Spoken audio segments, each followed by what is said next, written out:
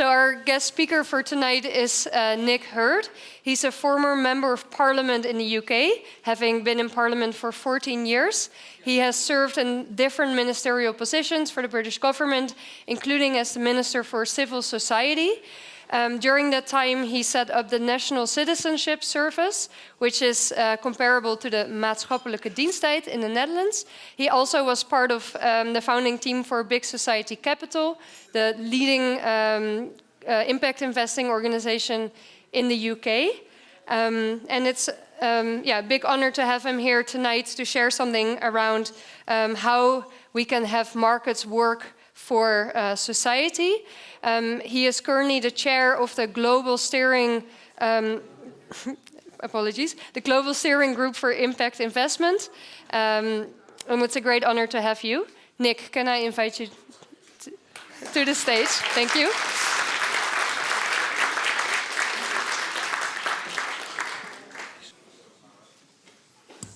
Thank you so much, and some of that was true. Look, I'm a keen environmentalist, and I like to recycle, and I particularly like to recycle speeches on a day when I have to make 2 speeches. But I realize I can't recycle my speech at lunch because there are too many people here that were there. So I'm going to have to adapt and feed off what I've heard. But I'm so pleased to be here. I've never been to Rotterdam before. I can't believe it, but I've had the most fantastic day, starting with a trip to The Hague to meet and visit one of the, now I'm going to get this wrong, an MDT, fantastic model for trying to connect young people and enthuse young people about the role that they can play in their communities, which has so many parallels with the program that I helped set up in the UK. And then lunch today, courtesy of the GSG National Advisory Board, meeting with many of the biggest institutional investors in the Netherlands and the big pension funds, talking about their ambition to increase their allocation for impact investment that combines measurable impact with financial return. And there was real enthusiasm and interest in the room. And then walking along the waterside this afternoon, apparently on the very wharf that so many people made that historic journey to the United States. I couldn't be more impressed or excited. So thank you for inviting me. And can I do a bit of a shout out to social finance? Yeah, because this is a fantastic organization. I've been asked to talk a bit about the UK context. And of course, as the Minister, I take all the credit for everything that we've done.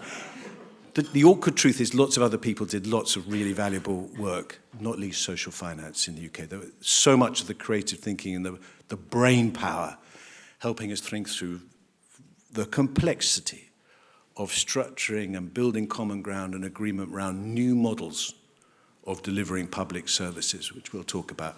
So much of that was done through Social Finance UK, and I'm so delighted to see social finance flourishing in the Netherlands. And thank you so much to you for bringing us together. So, and I'm really pleased to be here in the city of Rotterdam, the city of doers. I was driving around and I saw this placard everywhere saying, Rotterdam, make it happen. And I really like that because life has taught me to divide people between the talkers and the doers. And I much prefer the doers. I gather Amsterdam is full of talkers, but Rotterdam, Rotterdam is apparently the city of doers. And for the agenda we're talking about, you know, so much of the leadership, as you've discussed before, has come from this city, and actually so much of the need for more to be done is in this city. So it feels really appropriate. And Deputy Mayor, we thank you and congratulate you on the leadership that you and the administration have shown. So why am I here? I'm here to talk about an opportunity to do things in different ways in a political context that has changed in my political lifetime immensely, and in the context of the private sector world, which the context has changed completely as well. When I was first elected as a Member of Parliament to the UK, way back in 2005, the world was very different. You know, we were just getting our head around climate change, which is what I decided to dedicate myself to. But basically, the mindset was, we're government, and you can believe in us to solve all your problems. And we're the private sector, and our impact is about generating profit and jobs. And why don't we just all get on with what we do? You know, the world has changed. The awkward truth for most people coming into government, but I was really pleased to hear this articulated by the Deputy Mayor, is that most people coming into government have to realise a fundamental truth. There is never going to be enough public money to deliver on the challenges and the promises and the social problems that every country faces, let alone our collective goals around the SDGs and climate. There is never going to be enough public money or innovation inside government to find the solutions to the really stubborn structural social problems that most countries face that carry an enormous cost, financial and human. And modern government has to realise that fact, and citizens in those countries have to be informed of that fact. Over in the private sector, the world has changed completely because of the expectations of the stakeholders on business and customers and employees and talent. Regulators are asking different questions and demanding different things. And where do these come together? These come together in the opportunity to forge new models of collaboration between the private sector that actually wants to be seen to play a more visible role in improving lives, improving social outcomes in their own countries, but also around the world, where there are also fantastic growth opportunities to invest, and governments who need that help. And governments who are sufficiently self-aware to realise that they need that help. And this is the opportunity that I think brings us together. And this opportunity is real. This opportunity is absolutely real. I'm going to talk to a real case study, which is the UK. But what we learned from there, and the reason why we could feel confident as a government to take the steps that I'm going to talk to, is that we were persuaded that there were the interest from the private sector, the interest from private capital was genuine. And that is very real. So my perspective is as someone who was a minister in the UK for 9 years, where we certainly for half that time at the front, my first job in government, we basically built a market for social investment in the UK, and I'll talk to that. But I now also have the privilege of chairing the global steering group for impact investment, you know, and believe it or not, you know, we are now active. We've grown very fast. We are now active in 41 countries around the world. Half of those countries are so-called emerging or developing economies, where people are coming together, demand side, supply side, intermediaries, public policy officials, saying, no, we really want some of this. We really want to collaborate to try and create a space for these new models of public-private collaboration, try and create the space where more investment can flow that is looking to make a positive social environmental impact. That's 41 countries as well now. Add to that another 30 countries that want to join this network that are at the preliminary stage of being task forces. And one of those countries is China, believe it or not. So this is a global movement. And what it sees is that the money is moving. You know, we live in a world where there is never going to be enough public money, but there is more than enough private money. $270 trillion of global financial private wealth, around half of that managed by institutions. Within that, as you're well aware, the growth story in wealth management is ESG, worth around $40 trillion.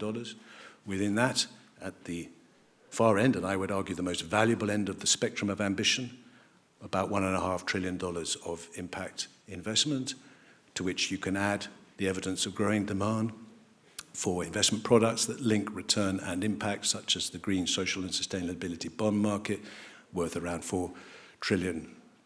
These are now quite meaningful numbers, but they show that the money is on the move, and smart governments will see that, recognize that, and think, how can we collaborate? How can we work with this movement to make sure that we harness it and find better ways of delivering better social outcomes for our people. And that's the opportunity.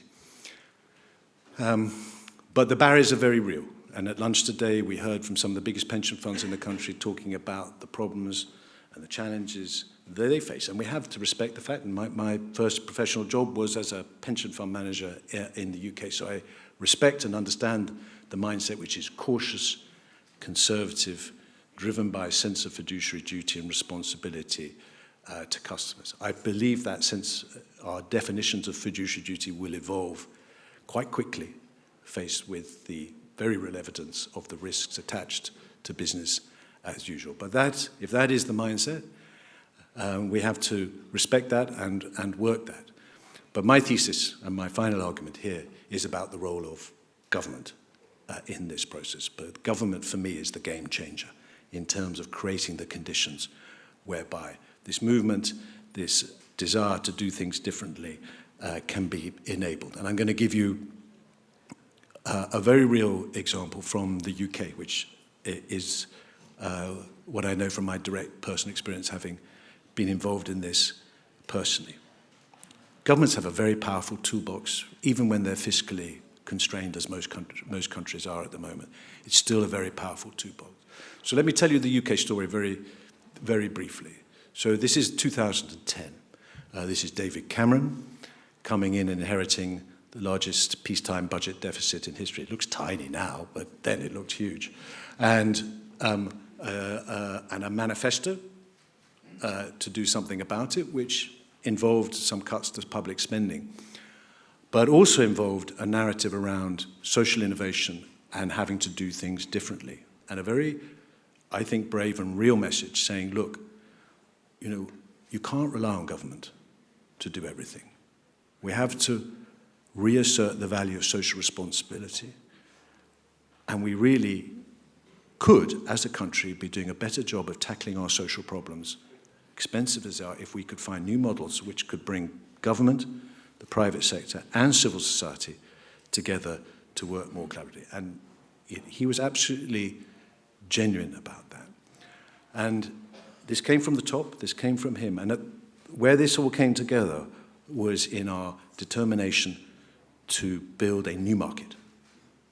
Not easy to do, but that was the intention, to build a new market called social investment, to encourage more private capital to come in and help us deliver better social outcomes. It's worth noting, particularly at a time of polarization and really complex politics, not least in your country, that this agenda has always had cross-party support. What we did, I was a conservative, I still am, I guess, what we did built on the foundations laid by the Labour Party. So this was an agenda that had cross-party support, and I'll come back to that because it's important. But that was our mission, to build a market and to use all the tools in our box as government to do that. Cut a long story short, that market is now worth $10 billion from almost scratch. And government played an important role, but did not dominate this at all. Our role was catalytic. So we intervened on the supply side. And so we created a new institution called Big Society Capital. And we deliberately set out to make this institution far bigger than it needed to be. On the basis, build it and they will come. Because we needed to send a signal to the City of London, to our major financial institutions, that the government was absolutely serious about this. And so we created with a balance sheet of £600 million, dollars, 400 million of which came from dormant assets, which we liberated through legislation that the previous government had enabled. And we gently persuaded our four biggest banks to put in $200 million dollars of equity. And they did. And that was a very, very important signal. And we set it up as a pool of catalytic funding. And their mission was to try and build a market and mobilize mainstream institutional capital into investing in space that they'd never thought of before. Big Society Capital has invested just shy of $1 billion And for every pound that they've invested, they've mobilized £2 from institutional capital as part of this process of building this new market. And if you look at their impact story, it's very powerful, because you see actually that although this money is building markets and building intermediaries and creating an ecosystem, the money is actually flowing to affect real people's lives, whether it's keeping children out of care because the state is a lousy parent, keeping people out of jail, providing employment opportunities, tackling homelessness in Greater Manchester. The impact stories here are absolutely fantastic. But we also realized that we needed to do more, so we created another institution, which I now chair, called the Access Foundation, which provides blended finance to make social investment even more accessible for social enterprises and charities. Because our story was, we need to find new solutions to our social problems, and therefore we need to encourage new providers to come in. And so much of the magic and the innovation and knowledge lies in social enterprises and charities that are much closer to the problems, and we need to empower them. And part of empowering them is about enabling them to access the finance that they need. That was the mission. So on the supply side, those were the two main interventions, as well as a tax relief. And then we also intervened on the demand side to try and support a pipeline of investment readiness. And then as a government, we also looked at what else we could do. And then we saw the huge amount of money that we spent on commissioning and procuring goods and services. And we asked ourselves, could we be smarter in how we do this? And in particular, could we move from a model of commissioning for activity, which is what most governments do, to commissioning for outcomes, and bring new rigor into those processes so that effectively the taxpayer pays for success and results-based financing. And that was what we endeavored to go and build on. And to some degree, we've succeeded. And you know about these models because Netherlands was a very early adopter here in Rotterdam of social impact bonds, of which social finance was the primary architect. But now I think at the latest count, we can point to just shy of 100 social outcome contracts that have mobilized, I think, around $100 million of private capital to provide the working capital for innovative service delivery providers. And the results are pretty stunning. Across those 90 contracts that have affected about 60,000 people, the evidence is that for every pound of public investment, that investment has generated £10 of public value. So if any governments are interested in evidence-based policy, there is evidence that this approach works to deliver more efficient and effective government. Homelessness in Greater Manchester, appalling problem. New interventions supported by outcome-based financing and social investment delivered absolutely fantastic growth. Twice the number of people helped at half the cost. You know, for any cash-strapped government looking to deliver better outcomes, there are smarter ways of working, and working with socially motivated, impact-motivated private investment. So, to me, the opportunities, remain immense, and I'm very proud of what we've done in the UK. I'll be very honest. I would love to see more ambition in the UK. I very much applaud what's happened in the Netherlands. I would love to see more ambition in the Netherlands. And through our National Advisory Board, through our great partnership and friendship with social finance, I really hope that we can collaborate to continue to nudge that ambition. As the Spanish poet Machado said, "Traveller, there is no path. The path is made by walking." So let us walk together in the city that takes pride in making stuff happen. Thank you very much indeed.